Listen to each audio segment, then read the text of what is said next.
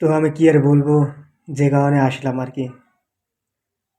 ফেসবুকে টিকটকে চারিপাশে দেখতেছি বাংলাদেশ হারছে। আরে ভাই হারছে, এটা স্বাভাবিক। প্রতিটা ম্যাচে জিতবে এমন তো কোনো কথা না। এবার হারছে, পরে জিতবে, পরে ভালো খেলা দেখাবে।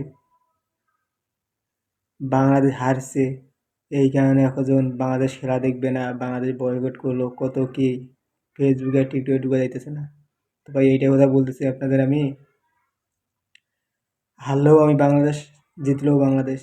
বাংলাদেশ আমার মাতৃভূমি, আর বিশেষ করে বাংলাদেশেই আমার জন্ম।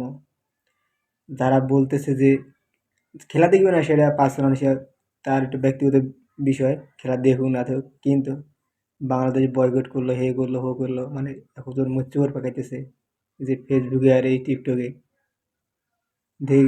দেখে এই কারণে থাকতে পারলাম না, বলতে আসলাম। এটা ঠিক না। যারা বাংলাদেশ বয়কট করতে চাইতেছে সামান্য খেলার জন্য, আমার মনে হয় তারা বাংলাদেশের নাগরিক না, তাদের অন্য কোনো জায়গার জিনিস আছে। জিনিস বলতে তো বুঝতেই পারতেছেন, আর ভাঙে বললাম না। তো ধন্যবাদ।